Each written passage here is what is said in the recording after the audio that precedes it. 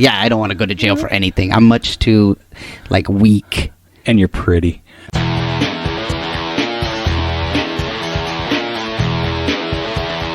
You are listening to the Stand Up Dads podcast.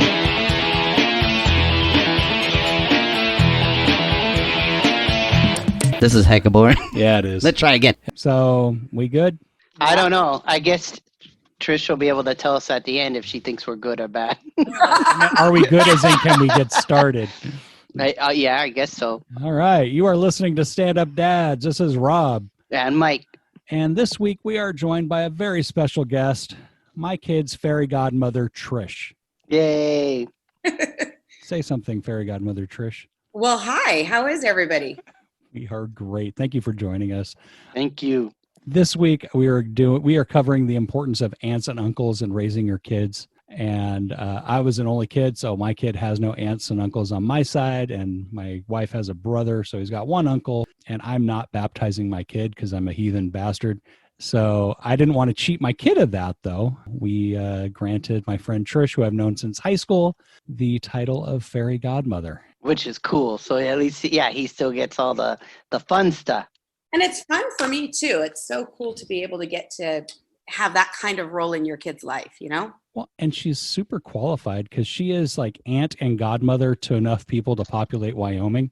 I mean, seriously, how many god kids do you have? Well, see, this is where it gets complicated. A lot. So 7 or 8 plus 3 more that are not baptized but have the same kind of role. Mm-hmm. And then biologically, I only have 5 nieces and nephews, but I've got about, 20, 25 kids that call me auntie. So I'm in a lot of kids' lives, and it's been awesome. It's been super fun to spend time with all of them and get to have a special relationship with them in a way that is not necessarily ordinary. Mm-hmm. I don't have kids of my own, and so I have more time, I think, to devote than a lot of other aunts and uncles. And I have friends and family members who give me access to their children. See, I have to disagree with you there. You do not have more time than anybody. You just make time.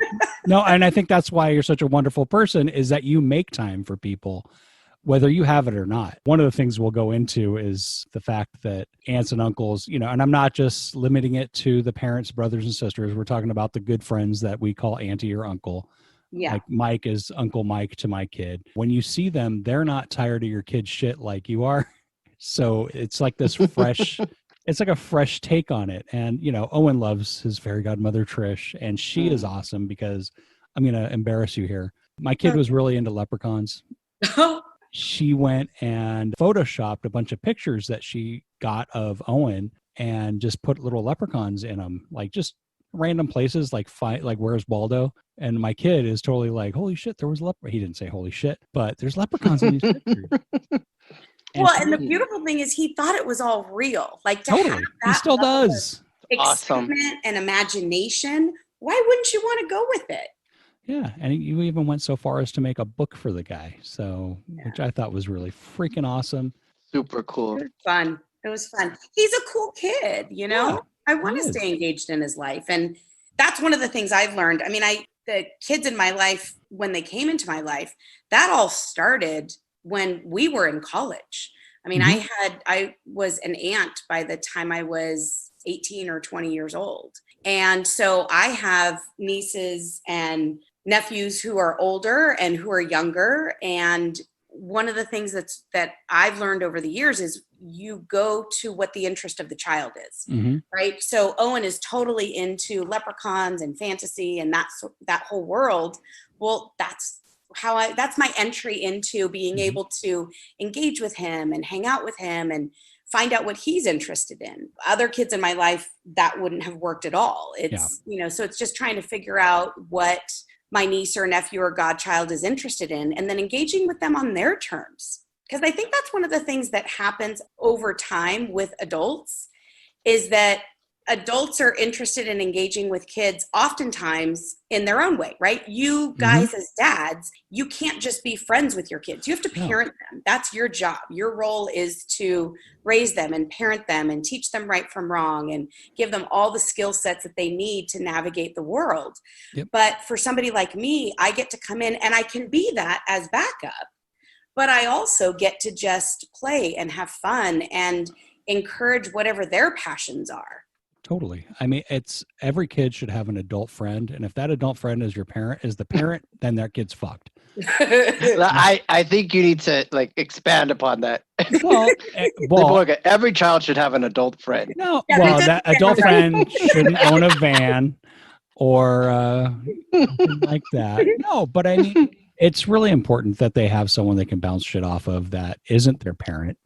You know, it's also nice to have like a little spy that I know if Owen was going to, I mean, he's 7. I mean, he's not doing anything dangerous, but if he were to confide in you, I know you would honor that. But at the same time, it's like, hey, dude, you really need to check this out or something, you know? Absolutely. And I've done that. Yeah. On more than one occasion with people in my life, because it's really important to me to keep that confidentiality with the child so that they know, particularly through adolescence and you know, the teenage college years, so they know that I'm trustworthy and they can rely on me and I'm not going to rat them out. But at the same time, if it becomes a health issue, a safety issue, something that's really serious, honestly, what I've done with them has really encouraged them to tell their parent or their guardian. Yeah. But there has come a point in time on more than one occasion when I've had to say, look, I'm going to keep everything as confidential as I can. But if you're not going to talk to your mom or your dad or your, you know, whoever your guardian is about this, I'm going to need to alert them that you need some support. You need some help. Because you know, one of the things that I've noticed just in my life is how much anxiety and depression and mental health issues kids are facing today in ways that either we didn't talk about it in the same way when we were growing up, or it didn't exist in the same way for us. And so I have a number of kids in my life who really struggle with major issues. And if any of them were at a point where it was really serious, I would not keep confidentiality in order to, you know, and then stand by and see something terrible happen. I would definitely break that. So in a few years when my kid goes, Aunt Trish, I'm turning tricks at the bus station, you would say, I'll say, hey, let's chat about this before you go out tomorrow night, okay? Hopefully we have a lot more conversations before that ever happens. Hopefully that never happens. I don't think I'm fucking him up that bad yet. No, but in all seriousness, like I've had, you know, somebody call me in the middle of a full-blown panic attack at 3 a.m. Because they knew they could. Sure. And have literally talked somebody down from that. I've flown halfway across the world because a kid needed support and the parents needed help with that.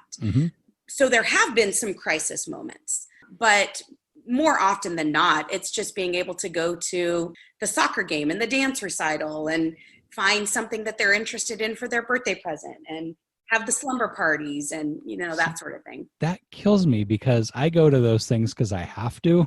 And you're going because you want to. And that to me is amazing. Well, yes, I absolutely want to because I love these kids and I want to be, you know, their cheerleader. And I love their parents, right?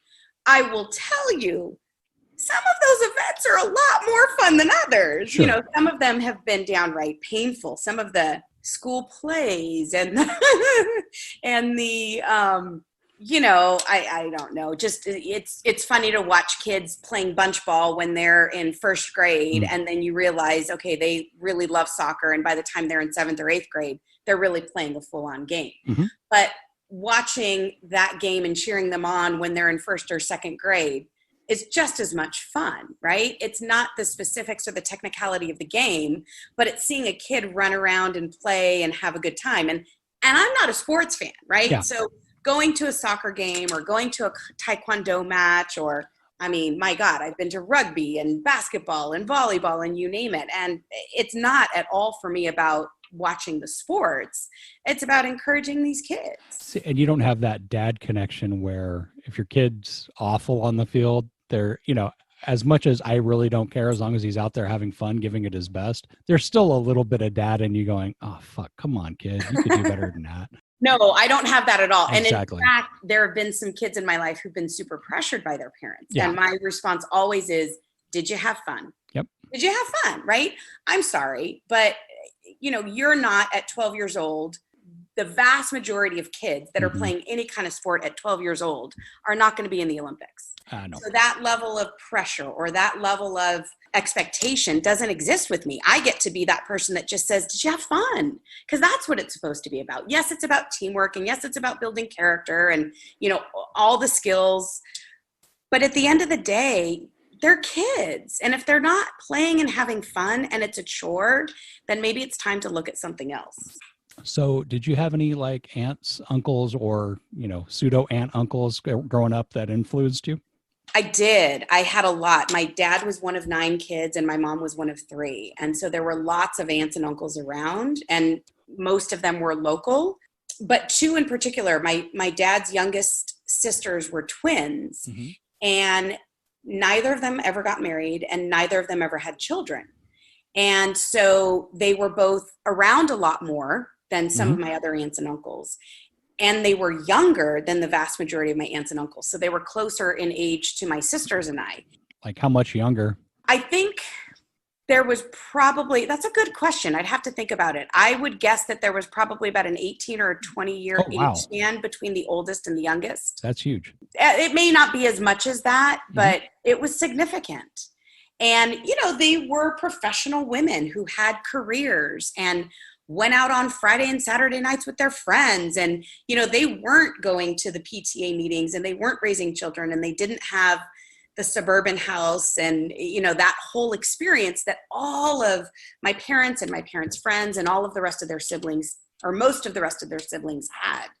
So for me, these 2 ladies were hip and cool and fun and were interested in having conversations with my sisters and I in a way that maybe not all of our other aunts and uncles were. So they were a huge influence. And then there was a woman who was, she and her husband and my parents were friends, and her daughter and I were in school together, but she just loved me. And, we all have those people in our lives that for no reason, I didn't do anything to deserve this. I wasn't anything extraordinary or special. She just took a shine to me and really showed me unconditional love my whole life. And it wasn't over the top and it wasn't, obsessive or crazy. It was just kind and considerate and always there through the good times and the not so good times in my life to, my full-fledged adulthood.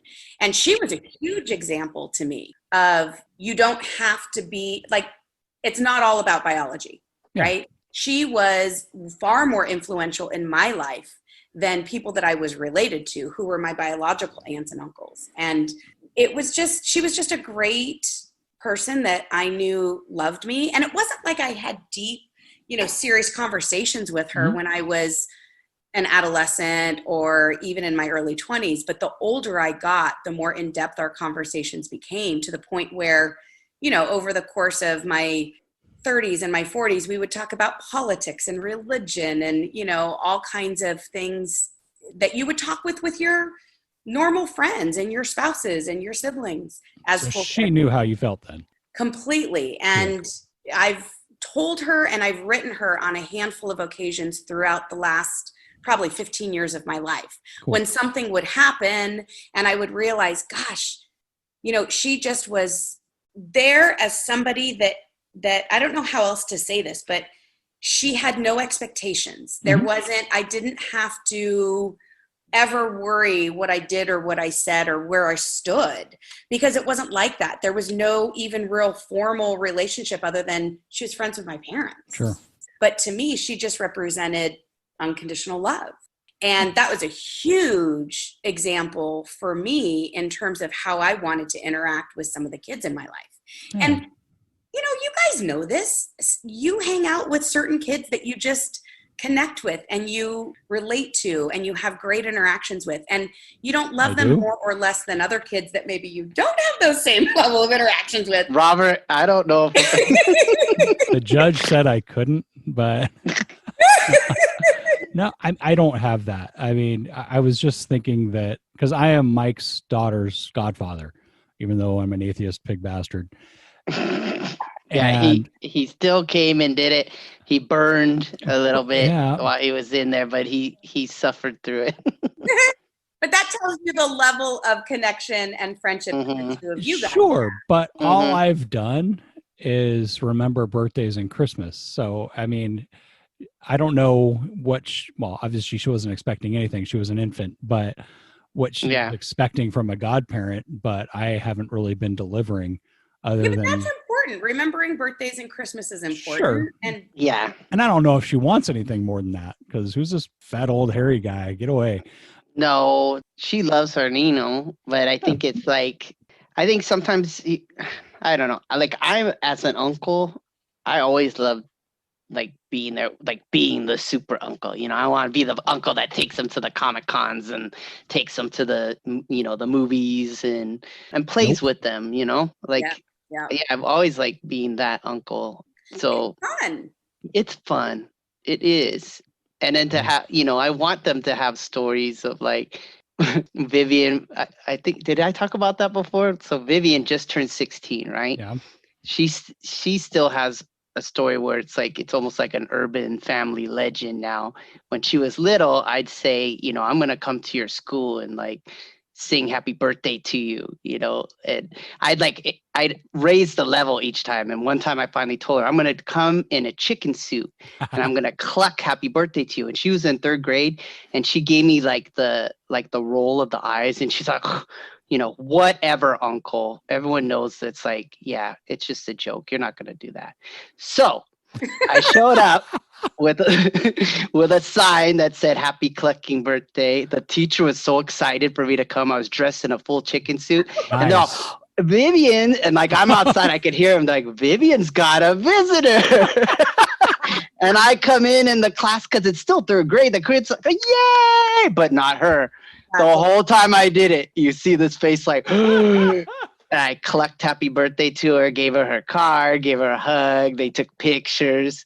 And from that moment on, anytime like my nephew, nieces, even my daughter, if I say something and they go, you won't do that, she'll be like, don't say that.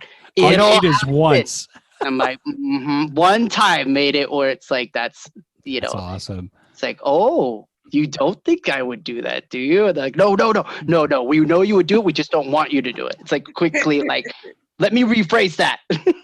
So, Mike, do you have any like big fond memories of like aunts, uncles, or that type of person? Well, my aunt and uncle lived around the corner from us, so that was awesome. Mm-hmm. Like when I grew up, I had my grandma and grandpa right down the street, and then my aunt and uncle were around the corner, so it was awesome. And the stories I remember of them, my uncle Carrie's just hilarious. He's got a whole different sense of humor, really like quiet, dry, but he's like he could build anything and fix anything. Mm-hmm. So in high school, I was driving home with a couple of idiot friends, and it was like raining, and they were like they're covering my eyes. So I got mad, and I'm like, I'm gonna swerve the car. Oh no! So I hydroplane right outside of our old high school in Moreau in Hayward, go over the center divider, and end up aimed the wrong way. Luckily, no cars. You could just see all the cars at the other light. So we're screaming like, "Oh my God, I could have died!" Then it like hobbles over to this parking lot, dude. And I call my uncle. I'm like, I got a flat. Will you help me? And this is where he was like, he saved my ass because he showed up. He looked under the car and he came out. He's like, "You what?"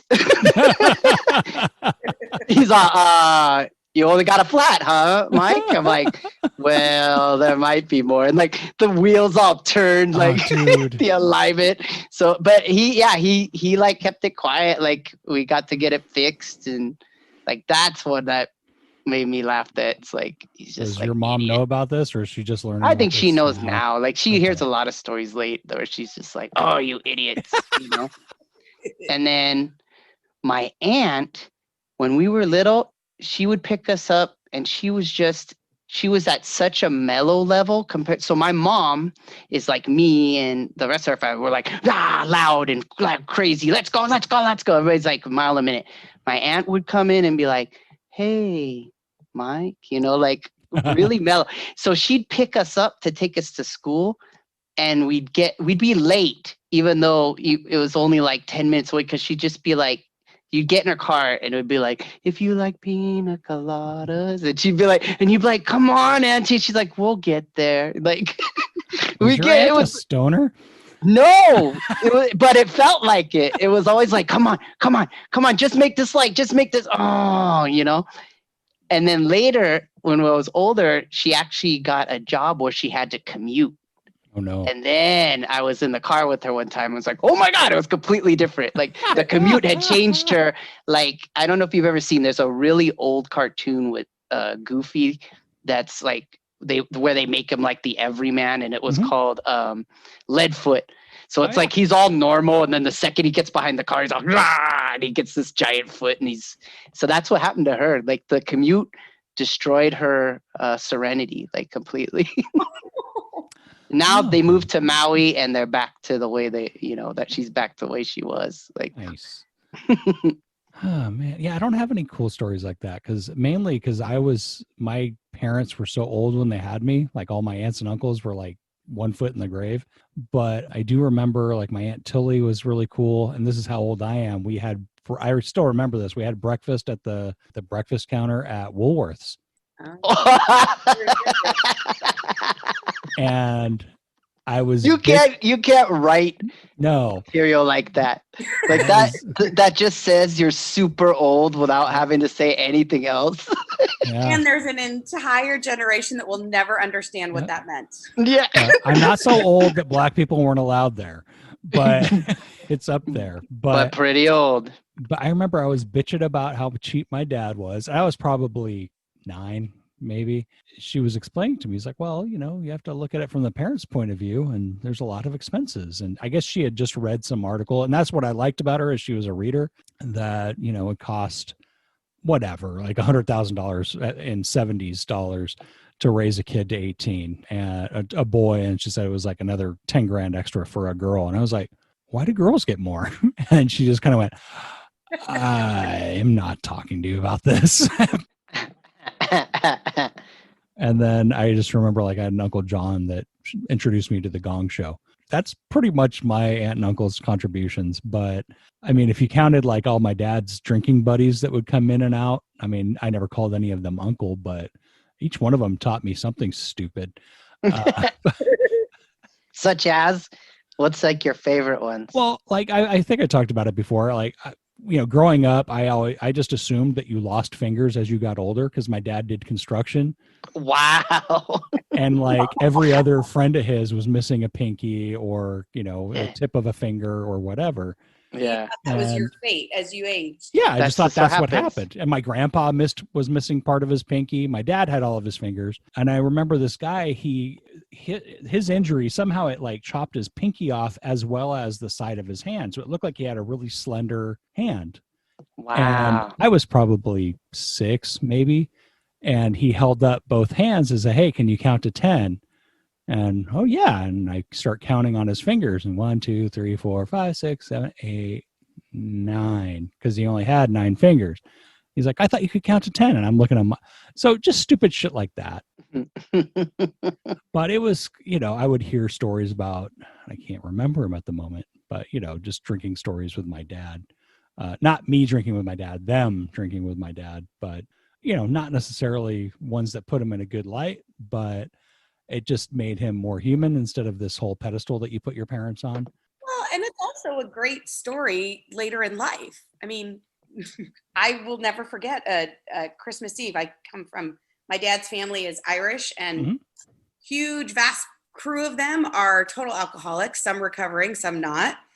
And one of my brothers-in-law met an uncle because he introduced himself, said his name, and my brother-in-law went to shake his hand, and the man literally fell on the floor.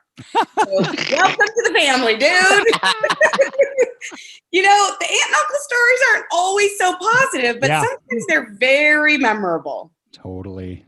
Well, so I was looking to prep for this. I was looking for articles about the importance of that aunts and uncles and those that we deem that, are to raising our kids. I found a few. I'll post links. I'm not going to go through them all, but, we've covered a bunch of what they talked about. It's like, it's awesome because aunts and uncles don't have to get involved. they choose to get involved. So Yeah. you can tell which ones want to be there and which ones don't. I mean, that's one thing. As adults, you're forced to work with people and you don't know how much they want to be around you or not. Yeah. Whereas if someone is actually seeking you out, it's just, I don't know, it kind of gives you a nice primer for that. Yeah. They do actually, there are studies that show that if they have aunts and uncles in their lives, they're as positive influences, they have better lives later on.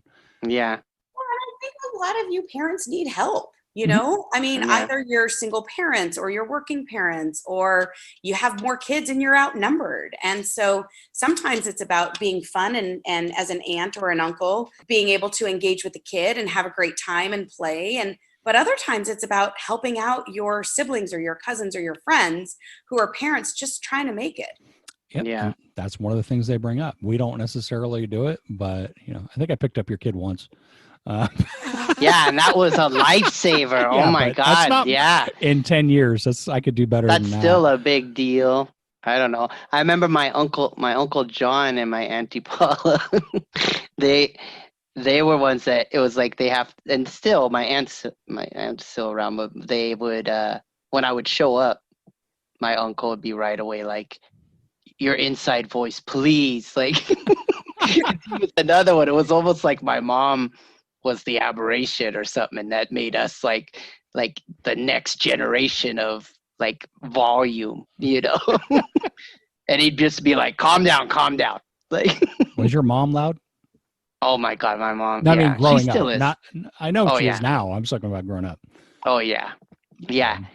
And they would like to harass her just like we like to harass her, because my mom is, the best reaction to getting bugged. Totally. So Well, there's great stories of them. Like that was stories from my aunt and uncles. I'd love to hear stories from them of how my mom was when she was little.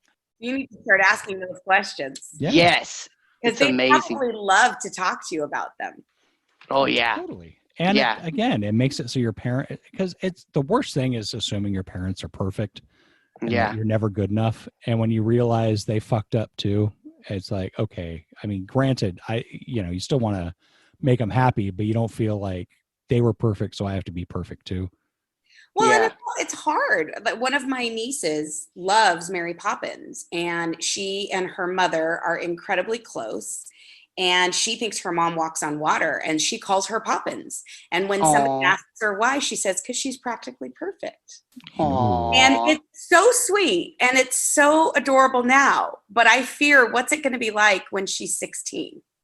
Or 17? Like at some point, the other shoe's going to drop. And so you want to just figure out a way so that she still sees her mom in that beautiful light and her mom doesn't fall off that pedestal. But it's going to happen because that's what they're supposed to do as teenagers, is find their own way. And I would hate to be on that pedestal as a parent. yeah, I think some parents like it though. Oh, no.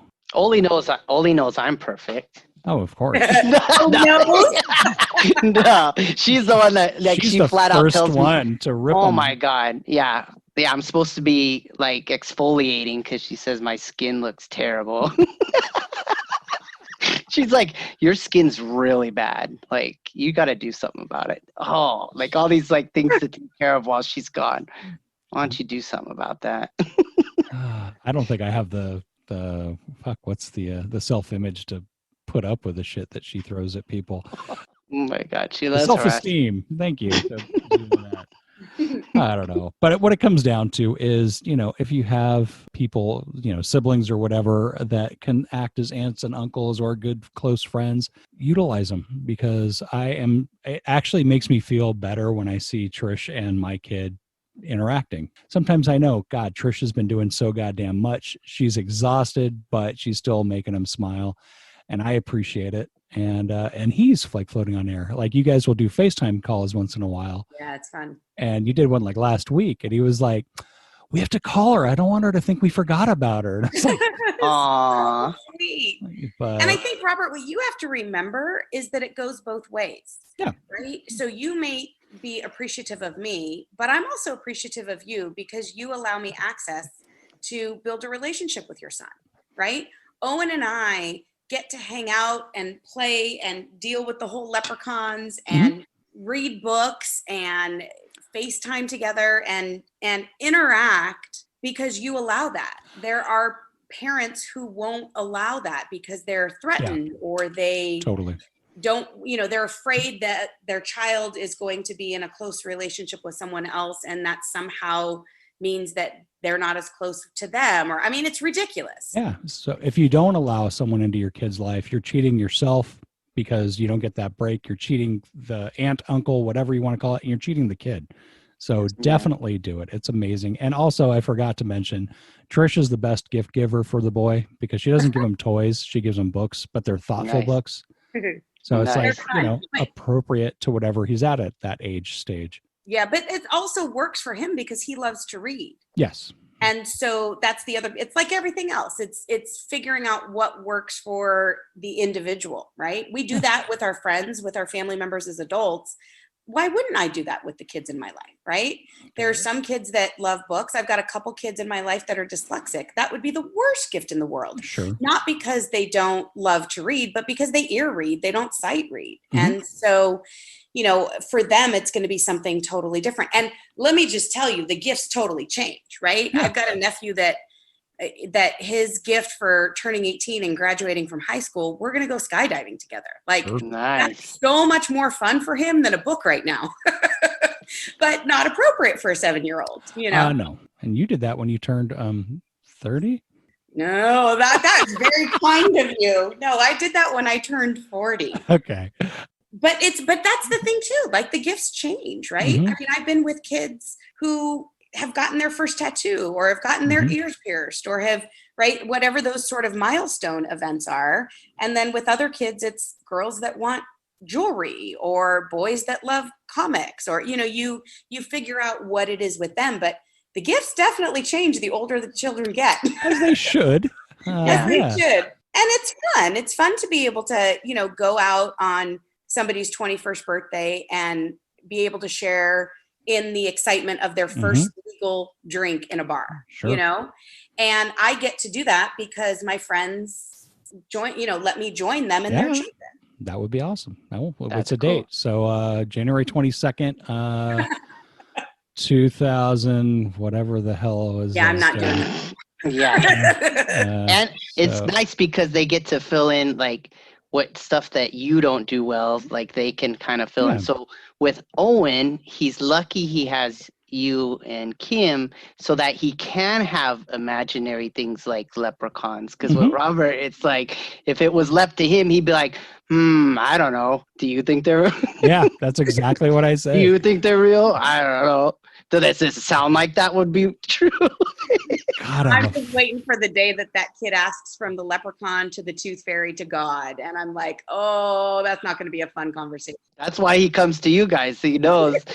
He somehow knows, all children do, I think, to go, which one am I going to go to? I'm going to ask Auntie Trish and I'm going to ask Mama about this stuff. Don't ask Dad about these. Apparently there's some religious people in my kid's class. I remember he was telling me that everything came around because of the God. And it's like, okay. And I just let him talk. And I didn't do anything either way because I don't want to, it's kind of like if they swear, you don't want to bring too much. Wow, I'm comparing the God to swearing, but I don't want to make it seem like it's something that's horrible or wonderful. Just like, okay, we'll talk about it when you're, more, I don't know. I mean, if he believes in leprechauns, he's going to believe in the God. So I don't want to get into that. But I'm glad that you would be talking to him. And I know I'm totally punting here, but, to me, I am so wired against it that it would probably not be a constructive conversation. I don't know how we got down this thing. Get yourself a fairy godmother, fairy godfather. It'll be wonderful for everybody involved. Fun. This brings us to Seattle Gummies. We talked about how Mike and I were willing to be guinea pigs for you people. You people, Jesus, for our wonderful listeners. For you guys. So I was finally able to catch up with Mike. I gave him some of the CBD gummies. I told Mike, just take one pouch and see how you go. And you take it from here, Mike. Oh, I can't wait to hear this story. So he comes over at like noon, and to me, they're delicious. They're like little pineapple. They're like dried pineapple. So I ate them, and I'm like, all right, well, we'll see how it works. Well, like 3 hours later, I was like, I'm not feeling anything. I thought it would like make me calmer. I'm not calmer. So I took the other pack. Then I went and I was like shopping and stuff, and then I was realizing, I'm like, hey, I think it is working, because normally I was at a place that was like, I went to this costume shop called Evangeline's, and there's people coming in, and I kept, usually if it was that like crazy, I would have just taken off, but I kind of stayed away from people, took my time, got the stuff I wanted. But then later that night, it started to be like, oh, too much. Like I felt like, I'm like, uh-oh. I'm like, wait a minute, I thought this was CBD. Like, what the heck? It was like too relaxed. So 2 packs, don't do it. And this is the same thing that I think people shouldn't even have to be told. It's only because I make these mistakes. The same as when I ate. How many packs did I eat of the caffeine ones? At least before 4. they went, stop. No, they said, please stop. Yeah. I was like, these are delicious. I don't feel anything, but I don't know what's going on. But it's pretty fun. I like it a lot. And I like had it a to lot. share a room with you that night. Jesus Christ. Anyway, how many did he eat? Get him away from him. Mike called me that night, and he was like, dude, that worked. And I was like, okay, good. So, because I would talk to you that earlier that day, you were looking kind of stressed because you had all this stuff to do. But yeah. So I prefer the caffeinated gummies. Mike likes the CBD ones and the caffeinated ones. Yeah. I think we have to talk about your addictive personality. Yeah. But, as parents, as fairy godparents, as aunts and uncles, we all need a boost once in a while. Seattle Gummy Company. Click the link in our show notes and enter the code StandUpDads15. Get 15% off your order. Also, send us those parenting stories and get samples. I thought I had more than I did, and I need more. So send them in. We'll send you some samples. Seattle Gummy Company. They are stand-up dads, tested and approved. Get shit done. Now, in putting this episode together, I was trying to figure out, find the funny and the aunt and uncle thing. And there was a T-shirt that I always wanted to get that I just couldn't bring myself to do it because I'm not that horrible of a human being. It just says "Uncle with benefits," and Trish looks disgusted. Yeah, come on. That's like, I'm like, you've crossed the line. She looks really disgusted. Even I'm offended. That's rare. I know. So yeah, it is out there. I chose not to get that, but I did find. You guys know Chris Rock, right? Yeah, never heard of him. No. Yeah. No, he's hilarious. Yeah. He has a little about bad uncles, and this one is called Uncle Johnny. I don't know, man. What I talk about my gay uncles? See, your uncles prepare you for life. You got enough uncles that prepare you for life, because your uncles, you got every type of uncle. You got your gay uncle. You got your alcoholic uncle. You got your stealing uncle. You got your molester uncle. Everybody got that one molester uncle. And your mama's like, where them kids at? Hey, with Johnny, get them kids! Get them kids! Hurry up, get them kids! Don't you leave them with your Uncle Johnny! Don't you leave them with your Uncle Johnny! Later on, you get molested, your mama get mad at you. That's what you get. Hanging around fucking Johnny. I told you about that shit. Now walk it off. That's hecka funny. God, I love that clip. I was looking for the longest time. For some reason, I thought it was Eddie Murphy at some point, and I was looking for Eddie Murphy molester uncle, and not good. So, in honor of this episode, instead of a bad dad, which we usually have, we're doing a bad uncle. Holy crap, there are some awful uncles out there. So be selective when you pick your uncle or fairy godfather or fairy godmother to watch your kid, because there's a whole lot of bad shit out there. But this guy, I was quite impressed by this guy. The headline is called, it's not called anything. The headline. Just read it! Jesus fucking Christ. I get into these little read the article. Okay, the headline reads, Uncle accused of teaching nephew to smoke pot on YouTube. Oh my God, that's So this guy taught his 15-year-old nephew how to smoke marijuana and roll blunts. And apparently he's probably going to lose Well, he's probably going to go to jail, but apparently he's not able to talk to the kid until he's an adult. Well, thank God for that. Yeah. Right? Oh my Yeah. God. In the Yeah. videos posted, Tillman allegedly is shown teaching his nephew, who is now 16, how to make a blunt, which is a hollowed out cigar filled with marijuana. I love how the articles just teach you more than they really. Yeah. Yeah. Which you can see the plans for on this Yeah. link Like, to Pinterest. he also is shown smoking the drug with his nephew. At least 2 of the 4 videos, God, there was more than one. At least 2 of the 4 videos were recorded in Tillman's kitchen. So bad. That Yeah. said, I mean, I think we've all had uncles sneak us some alcohol here and there. No. No? No? Oh You my got it God. from I your didn't. But I parents. guess I didn't have that many. I mean, I had 2 uncles, so I had a bunch, but I'm half Irish and half Italian. I got it on both sides of the family. Here, try this. you Yeah. can have some. Yeah. You learn really early to, duck and weave. Yeah. I was giving it to go to sleep, when you were little. I'd be like, here, be like dad. I'd be like, yay. That's 70s parenting for you. Go to bed. Here, have some beer. It was a classmate of ours, uncle, that made it so I could watch my first porn. I think Do we want to know? Oh, is it just that he gave it? Yeah, he gave it to our classmate. So and yeah, an uncle gave it to the classmate, and that classmate brought it, and we put it in and watched the show there at school. Could you imagine? No, it wasn't That would have at been one. school. I thought he put it in. He did show it one time. Oh, I at didn't see school, that the thing. one. I saw it at Ron Santiago's house. That's hilarious. But that was not the guy whose uncle did He it. went around as if he had gotten a new, nowadays you'd have I've got the Nintendo Switch. It was I've got a porn. And of It was course, well, I want to see it. it's so weird. A bunch of Let's find a 13-year-old VCR. Yeah, 13-year-old We'd be- boys sitting in We'd a be like, room with wow, oh, real porn. boners. Yeah. On that note, email us, thestateofdads@gmail.com. Rate us. That's how our show will grow. I just found out.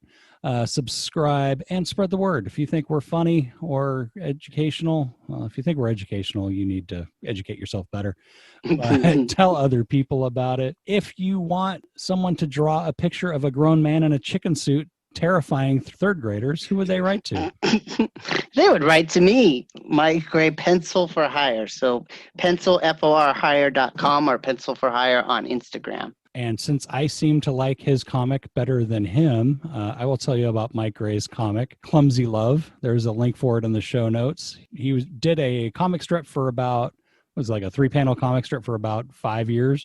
Something like that, yeah. And about 600 of those are in a book, and you can order it. And they are hilarious. When they were in real time, I would look forward to them coming out. And if they didn't come out on time, I would yell at Mike. And while you're ordering that, go over to see Doug Gray's graphic novel, The Eye of Mongombo. It's hilarious. It's reasonably priced. And you got nothing better to do. It's a pandemic. And Fairy Godmother Trish, you are a Jane of all trades. Is there anything that people would come for your services? That is true. Well, as you said, it's a pandemic. So some of the things that I do, like working as a hairstylist and a makeup artist and doing flowers for weddings and special events, I'm not doing a whole lot of that these days, but you can still find me on Instagram, Hair and Flowers by Trisha. And Trish did my wife's hair. Actually, she did the hair of all the bridesmaids and stuff for my wedding 11 years ago. You're an officiant too, right? I am. I can now marry people in the state of California. I actually officiated, sadly, a funeral a couple of weeks ago, but I'm starting to work with people who aren't used to being in a traditional religious setting. So they're not going to have a priest or a rabbi or a mullah perform an important event in their lives, whether it's the birth of their child or their wedding or a funeral. And so I'm working with clients who are interested in still celebrating in a way that is meaningful and possibly spiritual. So I'm working as an officiant for all sorts of different events these days. So you could do my funeral. I certainly could. Because you're But definitely hopefully going to I'm dead outlive before me. you are. I plan to die before anybody else in my life. Have you seen me? So definitely reach out. Trish puts herself, just like I said about Mike the other day, he goes 100% into whatever he does. So does Trish. It's amazing watching her work. I don't know how she does it, and she stands behind her work, and she has every reason to. It's awesome. Again, Seattle Gummy Companies. Click the link in the show notes. Put in the code StandUpDads15. Get 15% off your order. Send us those dad stories, and you'll get some samples. And finally, find my side project, The Gag on This Podcast. That's run by Big Nick. We interview comics from all over the country and have a great time doing it. I just listened to our 100th episode. That was a few weeks ago. Damn, that was a good one. So give that one a listen. Trish, thank you so much for coming out. Oh, Thank you, it's my Trish. pleasure. This was really fun. You guys, I love listening to your podcast regularly, and it's kind of a trip to be on here chatting with you both. Yeah, and we didn't get to get stories out of you about Robert. Oh, there Yeah. are me. Mhm. He I'm not kept it stopping you. clearly on. Yeah, we'll have to do another one later so we That's can fine. get. We'll just I'm do down. episode, maybe that'll be a 100th episode. Rob is an asshole. We'll just invite everybody. My wife. We could do Rob, This Is Your Life. Yeah. And just bring everybody on. Yeah, but- Hello. You'd have to could you prepare imagine, Mike, the people we could bring on? Oh my God. And Yeah. I said we. It's not we. It's you. Dude, go for it. that. That's what I'm That'd be saying. fun. Mike would have to put that on. That'd be fun. So it will never happen. Anyway. How dare you? Thank you guys for listening. We'll talk to you guys next week. Bye. Bye. Thing I want to say is thank you all for coming. Bye bye.